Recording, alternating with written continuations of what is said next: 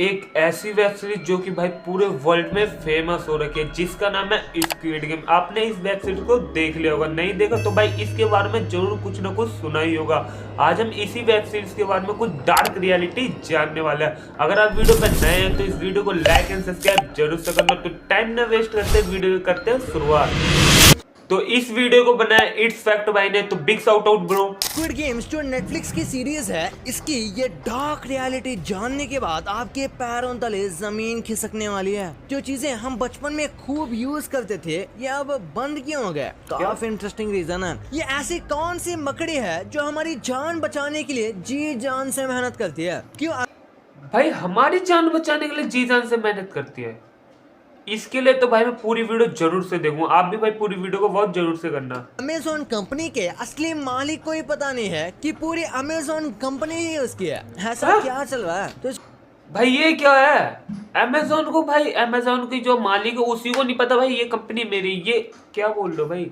Video देखते पूरी और अभी तक चैनल को सब्सक्राइब नहीं किया तो भाई मेरे चैनल को भी सब्सक्राइब और लाइक कर देना। बेल आइकन को जरूर दबा देना। नंबर 15, इस वीडियो को देखो। इसमें एंट्स और ह्यूमंस को एक सिमिलर टाइप की प्रॉब्लम का सोल्यूशन निकालने के लिए कहा था, पर इसमें इंसानों को कम्युनिकेशन करने से मना कर दिया ताकि वो एंड्स के लेवल तक आ सके। और उसके बाद देखा गया कि कौन जल्दी से इसे सॉल्व कर सकता है, और आंसर है एंड्स। एंड्स ने इसे जल्दी सॉल्व कर दिया, लेकिन ये यही खत्म नहीं होता। जब ये वीडियो पब्लिश किया गया तो कई एक्सपर्ट्स का कहना था कि जो चींटियां होती हैं वो केमिकली बात करते हैं, यानी जिस तरीके से ह्यूमंस का कम्युनिकेशन स्टॉप किया गया था वैसे ही चींटियों का कम्युनिकेशन स्टॉप नहीं हुआ, जिस वजह से ये एक्चुअली ह्यूमंस के लिए चीटिंग है। नंबर 14, भाई चींटियां भाई कितनी समझदार होते हैं भाई, हमसे पहले उनने ये चीज को सॉल्व कर दिया।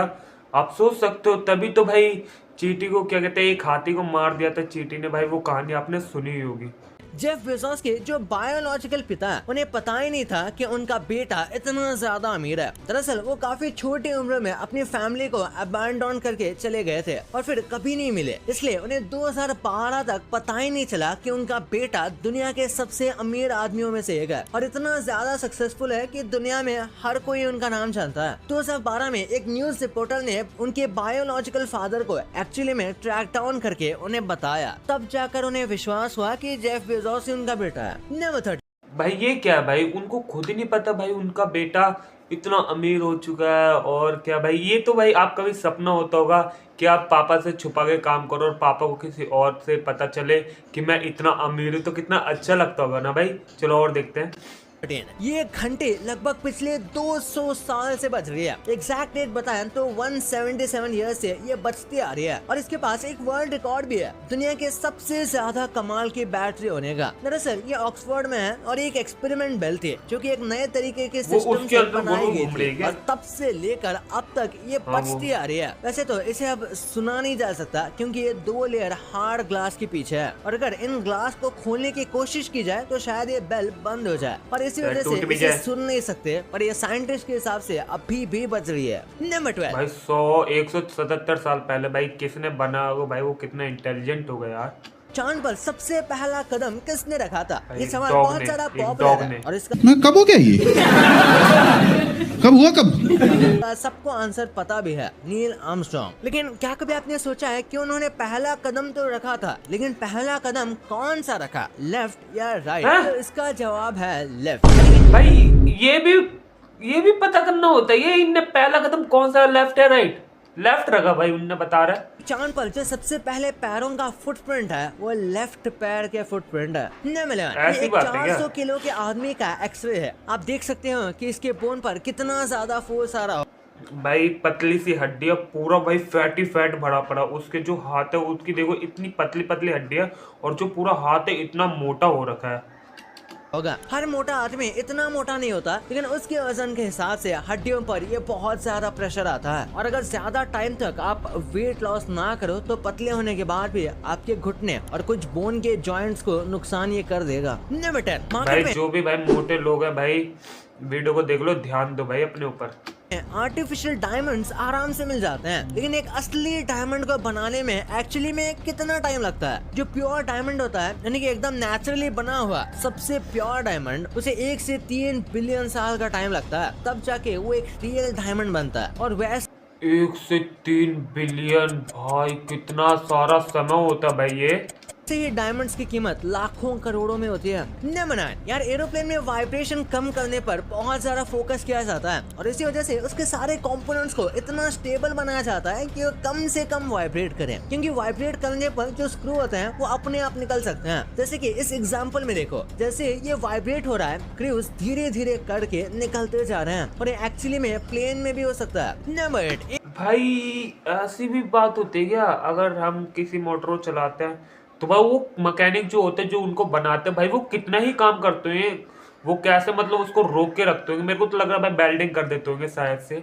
एक बार इस वीडियो को देखो, ये एकदम 3D लगता है पर ये बस एक कार के बर्न आउट मार्क्स हैं। शायद उसने बहुत सारा कस के ब्रेक लगाया होगा, उसके बाद ये ऐसा बर्न आउट हुआ होगा और किस्मत से ये मार्क ऐसे आए हैं जैसे कि ये टायर का शैडो हो और इस वजह से ये पूरा 3D लग रहा है। लेकिन ये पूरा जो हुआ है ये पूरी की पूरी तरह कोइंसिडेंटली हुआ है। नंबर 7 यार, रशिया में लोग बड़े डायरेक्ट होते हैं, इसी वजह से इन्हें कई बार रूड भी समझते हैं, पर ये बस इनका नेचर है। जैसे कॉल उठाकर ये हेलो हाई नहीं कहते बल्कि डायरेक्ट कहते हैं आई एम लिसनिंग, यानी डायरेक्ट मुद्दे की बात पर आ जाता है और कई लोगों को लगता है कि ये एकदम रूड है, पर वहाँ ये काफी नॉर्मल बात है। नंबर 6 हमारे यहाँ तो भाई हम कॉल करते हैं तो पहले हर कोई भी हो भाई, कोई भी हो, मतलब कोई रिश्तेदार भी, कोई पक्का दोस्त भी, सबसे पहले हेलो ही बोलता है, फिर उसके बाद जाके बात होती है। और रसिया में ऐसा नहीं है, रसिया में भाई सीधा मुद्दे की बात करते हैं। ये आपको थोड़ा अजीब लग सकता है लेकिन एक्चुअली ये बिल्कुल सच है। अगर आप एक जंगल में हो और वहाँ पर आपको चोट लग जाए और आपके पास कोई भी बैंडेज या कुछ नहीं है तो मकड़ी के जाले जो होते हैं उसे आप कलेक्ट करके रैप कर सकते हो। जंगल में आसानी से आपको मकड़ी के जाले मिल जाएंगे। आपको बहुत से जालों को कलेक्ट करना है और इसे कॉटन की तरह आप यूज कर सकते हो अपने घाव को क्लोज करने में। हाँ, एक बात है, हमें ये देखना पड़ता है कि मकड़ी जहरीली ना हो वरना वो आपको काट लेगी और लेने के देने पड़ जाएंगे। नंबर 5 कर्नाटक में क्या मैं तो वो आगे बोल रहे थे कि आपको मकड़ी भी भाई जान बचा सकती है। चलो और देखते हैं। एक लड़की ने 7 बार शादी करके 6 बार डिवोर्स किया ताकि वो 6 अलग अलग पति से एलिमनी हासिल कर सके। एलिमनी मतलब जब हस्बैंड को पैसे देने पड़ते हैं वाइफ को डिवोर्स लेते टाइम, और मस्त आराम की जिंदगी बताया, जो कि शायद वो अब कर रही है क्योंकि इसके खिलाफ कोई एक्शन नहीं लिया जा सकता। वैसे एलिमनी जरूरी भी है क्योंकि उसके बिना मैरिज विक्टिम्स को काफी दिक्कत होगी और इसके लिए और बेटर लॉज बनानी चाहिए एक्चुअली। नंबर 4 भाई सही बात है भाई, ऐसे तो भाई हर कोई लड़की जिसको भाई वो लड़का अच्छा नहीं लगता वो तो हर बार शादी करके उसे डिवोर्स कर लेगी, फिर उसके बाद भाई जितना पैसा लेना हो वो उतना लेगी, फिर उसके बाद दोबारा शादी कर लेगी, फिर दोबारा डिवोर्स कर लेगी। ऐसे भाई इस लड़की ने भाई इस पे कोई ना कोई कानून जरूर बनाना चाहिए, नहीं तो भाई बहुत बुरा हो सकता है। यहाँ धीरे धीरे एआई सच में हमारे एक्सपेक्टेशन से बेटर परफॉर्म कर रही है। जैसे कि आपको पता होगा सेलिब्रिटीज के कई सारे वीडियोस होते हैं जिसमें वो कुछ बोल रहे होते हैं, वो कैमरे में रिकॉर्ड नहीं होता क्योंकि वो काफी दूर होता है या फिर उनके पास माइक नहीं होता, पर इन्हीं सबको एआई आसानी से ट्रैक कर सकता है। ये देखो कैसे लिप्स और एक्सप्रेशन को रीड करके एआई ने एक्यूरेटली प्रेडिक्ट किया है कि वो क्या बोल रहे होंगे, जो कि काफी सेंस भी बना रहा है एक्चुअली, जो कि सच में रेवोल्यूशनरी टेक्नोलॉजी है। नंबर 3 एक बार ये फोटो देखो भाई, क्या बना दिया भाई दुनिया में एआई कुछ ऐसा है भाई। लेकिन हमारे इंडिया में भाई एआई का कोई फायदा नहीं, हमारे इंडिया में भाई गलत यूज कर रहे हो उसका, पता नहीं क्यों। एक पतला सा लड़का हो जैसे मेरे जैसे एक लड़का होगा, वो ऐसे कर टी शर्ट फाड़ता भाई पूरे सिक्स पैक बॉडी इतनी तगड़ी बन जाती है उसकी, क्या ही बताओ। चलो और देखते हैं।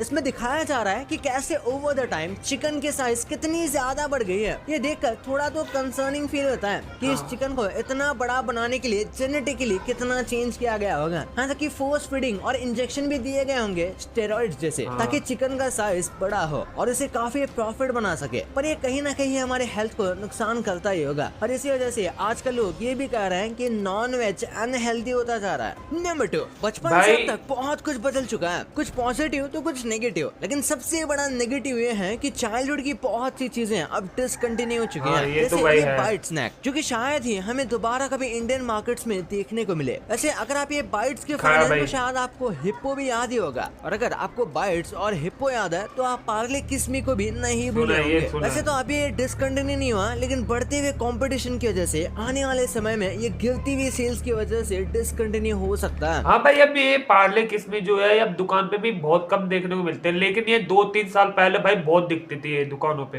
वैसे दोस्तों, क्या आपने बचपन में रेशन की दुकान पर स्कूल जाते समय लॉटरी स्क्रैच की थी? बचपन करिए भाई, आपने करी है नहीं करी तो भाई कमेंट में जरूर से बताना। में हमें लगभग हर दुकान पर इस तरह की लॉटरीज नजर आती थी जो कि 1 रुपए के प्राइस पॉइंट पर मौजूद होती थी और उसमें से 100 रुपए तक के निकलने की संभावना रहती थी। आज के टाइम पर लॉटरीज लगभग डिसकंटिन्यू खत्म ही हो चुकी है भाई, अब तो नहीं। बचपन हमारी तरह कूल नहीं है। नंबर 1, कई वेब सीरीज और मूवी शोज ऐसे हैं जो कि पूरी तरह से रियलिटी पर बेस्ड होते हैं या फिर इंस्पायर्ड होते हैं। भाई ज्यादातर जो मूवी होते हैं जैसे हॉरर मूवी होगी और भी मूवी होती है वो ज्यादातर भाई रियल कहानी पे ही बनती है। जैसे स्क्विड गेम्स जो कि साउथ कोरिया में 1986 में हुए एक इंसिडेंट पर बेस्ड था जहां एक आइलैंड पर कई लोगों को हॉस्टेज बनाकर ले जाया गया था। जब इन्वेस्टिगेशन हुई तो ये बहुत ही इंटरेस्टिंग पॉइंट पता चला कि उन सभी लोगों की लाइफ में फाइनेंसेस के साथ दिक्कत चल रही थी और इसलिए वो सभी एक पॉइंट से गायब हो गए थे और उसके बाद उनके साथ क्या हुआ ये आज तक पता नहीं चल पाया है और अब तो शायद पता चली भी ना। स्क्विड गेम की तरह और भी कई मूवीज रियलिटी पर बेस्ड हैं जैसे मनी हाइस्ट। मनी हाइस्ट को वैसे तो नेटफ्लिक्स ने पूरी तरह से फिक्शनल माना है लेकिन कई एक्सपर्ट्स का ये मानना था कि मूवी की inspiration Moscow theatre hostage crisis से ली गई है। इसी तरह से अक्सर ये कहा जाता है कि ब्रेकिंग बैड शो भी फिक्शनल है लेकिन शो की स्टोरी लाइन भले ही फिक्शनल हो इसकी इंस्पिरेशन को बड़े डीपली ढंग से रियलिटी से उठाया गया है और इसके